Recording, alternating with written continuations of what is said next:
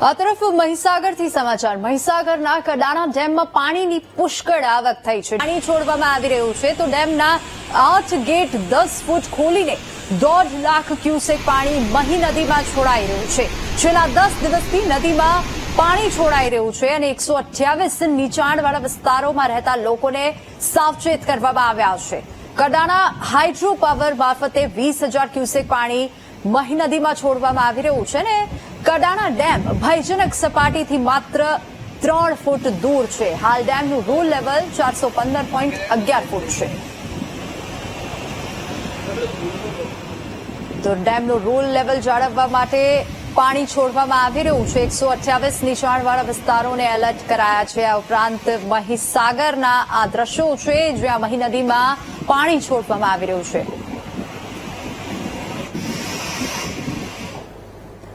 અરવલ્લીમાં ભારે વરસાદને પગલે વાત્રક ડેમ છલકાયો છે। ઉપરવાસમાં ભારે વરસાદને કારણે ડેમમાં 12,000 ક્યુસેક પાણીની આવક થઈ અને ડેમનું રૂલ લેવલ જાળવવા માટે 17,000 ક્યુસેક પાણી નદીમાં છોડવામાં આવ્યું છે। બાજુમ ડેમમાંથી 4,400 ક્યુસેક પાણી છોડાયું છે અને મેશ્વો ડેમમાંથી 3,895 ક્યુસેક પાણી છોડવામાં આવ્યું।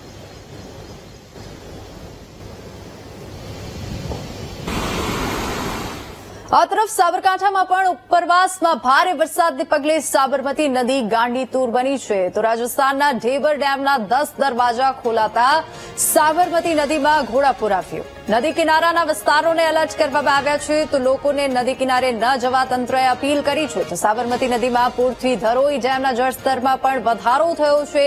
ધરોઈ ડેમમાં 95,160 ક્યુસેક પાણીની આવક થઈ છે। ડેમના 8 દરવાજા 9.25 ફૂટ સુધી ખોલીને પાણી છોડવામાં આવ્યું તો ધરોઈ ડેમની કુલ જળ સપાટી 622 ફૂટ છે અને હાલ ડેમની જળ સપાટી 619.33 ફૂટે પહોંચી। તો ડેમના 95,160 ક્યુસેક પાણીની આવક થઈ છે અને ડેમના દરવાજા ખોલી મેશ્વો નદીમાં પાણી છોડવામાં આવી રહ્યું છે। બનાસકાંઠામાં આજે પણ એલર્ટ જાહેર કરવામાં આવ્યું છે અને હજુ પણ અતિભારે વરસાદની આગાહી વ્યક્ત કરવામાં આવી છે। તો આ ડેમમાંથી પાણી છોડાતા આહલાદક દ્રશ્યો પણ સર્જાયા છે। હાલ ડેમની જળ સપાટી 619.33 ફૂટે પહોંચી છે અને બનાસકાંઠામાં ઉપરવાસમાં ભારે વરસાદ છે। સાબરકાંઠામાં પણ આપ જોઈ શકો છો સાબરકાંઠાના આ દ્રશ્યો છે। સાબરકાંઠામાં ભારે વરસાદ થતા સાબરમતી નદી ગાંડીતુર બની છે। સાબરમતી નદીમાં પાણી છોડવામાં આવી રહ્યું છે। આ ઉપરાંત ઢેબર ડેમના 10 દરવાજા ખોલાતા નદીમાં ઘોડાપૂર આવ્યું છે।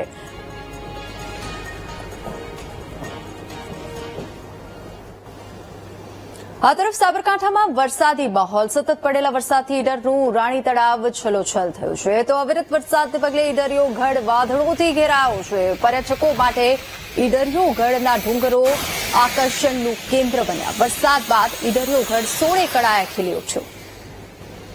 તો આ આહલાદક દ્રશ્યો આપ જોઈ શકો છો સ્ક્રીન ઉપર। ઈડરિયો ગઢ આકર્ષણનું કેન્દ્ર બન્યું છે જાણે કે લીલોછમ બની ગયું છે। ઈડરિયો ગઢ સોળે કળાએ ખીલી ઉઠ્યો છે। સાબરકાંઠામાં સતત વરસાદને કારણે આ પર્યટક સ્થળ જે છે તે આકર્ષણનું કેન્દ્ર બન્યું છે। સાબરકાંઠામાં વરસાદી માહોલ જામ્યો છે જેના લીધે આહલાદક દ્રશ્યો જોવા મળી રહ્યા છે।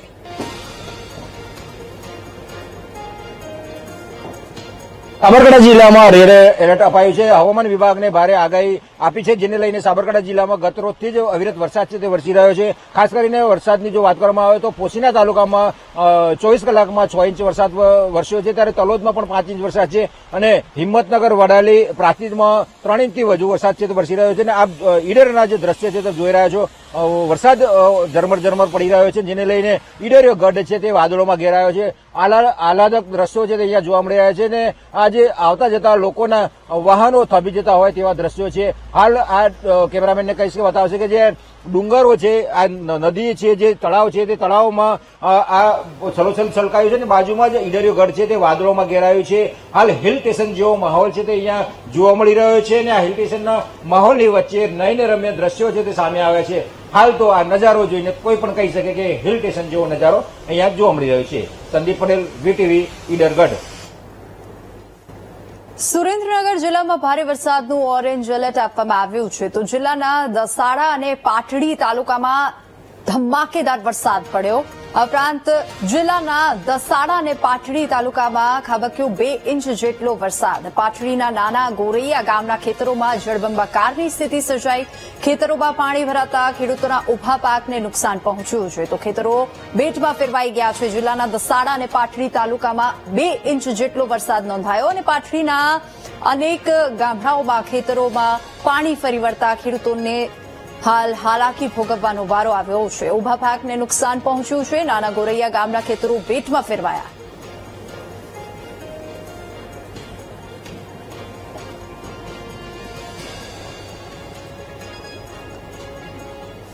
સૌરાષ્ટ્રના બીજા નંબરના ભાદરેક ડેમમાં પાણીની આવક થઈ છે તો જેતપુરમાં ભાદરેક ડેમની જળ સપાટી 29 ફૂટને પાર પહોંચી છે.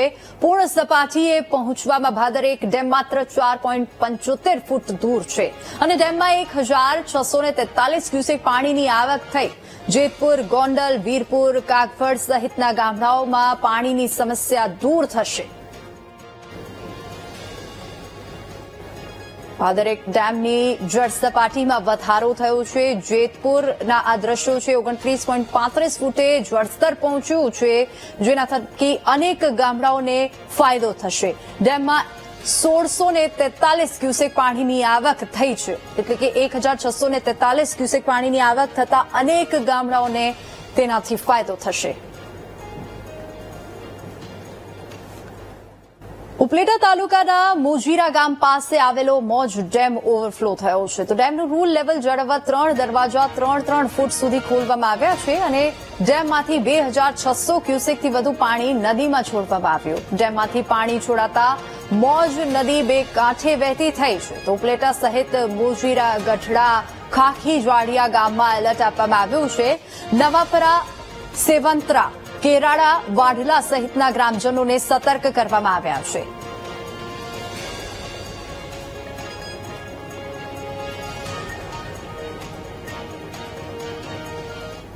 મહીસાગરથી સમાચાર. મહીસાગરમાં સંતરામપુરની ચિબોટા નદીમાં નવા નીરની આવક થઈ છે તો ઉપરવાસમાં ભારે વરસાદથી નદીમાં પુષ્કળ નવું પાણી આવ્યું છે અને નવા પાણીની આવક સાથે સંતરામપુરની સુખી અને ચિબોટા નદીમાં ઘોડાપૂર આવ્યું. નદીઓમાં પાણી આવતા ચેકડેમ ઓવરફ્લો થયા છે. દ્રશ્યો આપ સ્ક્રીન ઉપર જોઈ શકો છો. નદી, તળાવ અને જળાશયોમાં પાણી આવતા ખેડૂતોને લાભ થશે.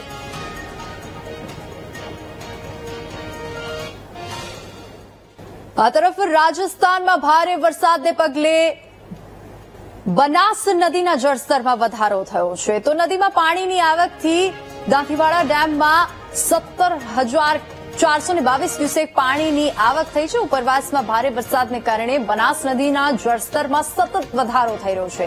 નદી કિનારાના વિસ્તારોમાં રહેતા લોકોને એલર્ટ કરવામાં આવ્યા છે તો રાજસ્થાન તરફથી એક સિસ્ટમ સક્રિય જે થઈ છે તે ગુજરાત તરફ આગળ વધી રહી છે જેના થકી ગુજરાતમાં હાલ વાતાવરણમાં પલટો જોવા મળી રહ્યો છે અને બનાસ નદીના જળસ્તરમાં પણ વધારો થયો છે. બનાસકાંઠામાં પણ વરસાદી માહોલ જોવા મળી રહ્યો છે.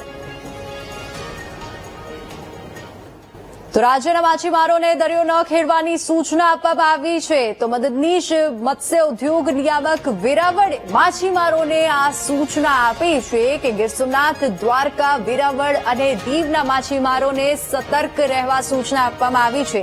જાફરાબાદ, પીપાવાવ, ભાવનગર, અંગલથી દીવ સુધીના દરિયામાં ફૂંકાશે ભારે પવન જેના પગલે માછીમારોને દરિયો ન ખેડવા સૂચના આપવામાં આવી છે. પ્રતિ કલાકે 45 થી 65 કિલોમીટરની રફતારે પવન ફૂંકાશે અને માછીમારોને સલામત સ્થળે બોટ લંગારવાની સૂચના અપાઈ છે.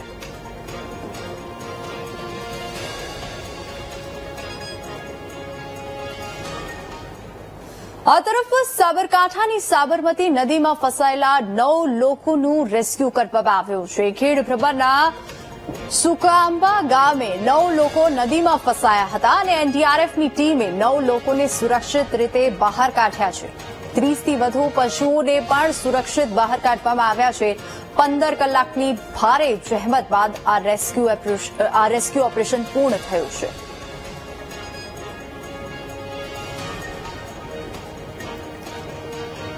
તો બનાસકાંઠાના મંડાલી પાસે નદીમાં ફસાયેલા લોકોનું રેસ્ક્યુ કરવામાં આવ્યું છે. એસડીઆરએફે ફસાયેલા 8 લોકોને બચાવ્યા છે. સાબરમતી નદીની વચ્ચે ફસાયેલા તમામ લોકોને બચાવવામાં આવ્યા છે.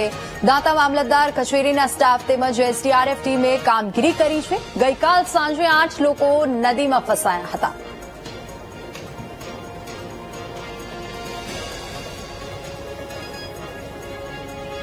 તો આ તરફ બનાસકાંઠાની બનાસ નદીમાં ફસાયેલા યુવકનું રેસ્ક્યુ કરવામાં આવ્યું. એના દ્રશ્યો આપ જોઈ શકો છો. દિલ ધડક રેસ્ક્યુ ઓપરેશનના દ્રશ્યો આપ સ્ક્રીન ઉપર જોઈ શકો છો. અમીરગઢ પાસેની બનાસ નદીમાં 16 કલાકથી એક યુવક ફસાયો હતો અને ધસમસતા પાણીના પ્રવાહ વચ્ચે એસડીઆરએફની ટીમે યુવકનું રેસ્ક્યુ કર્યું છે.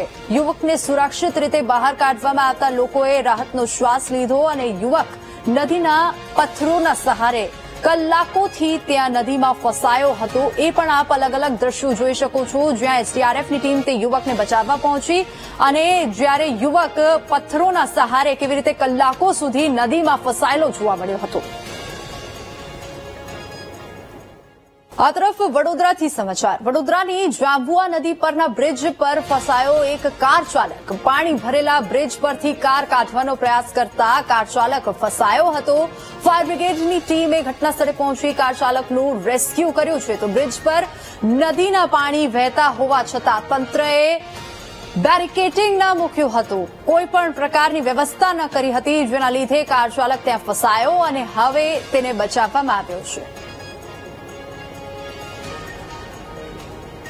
ખેડામાં ભારે વરસાદને પગલે ઓરેન્જ એલર્ટ આપવામાં આવ્યું છે. તો સાબરમતી નદીમાં પાણી છોડાતા 4 ગામડાઓમાં હાઈ એલર્ટ.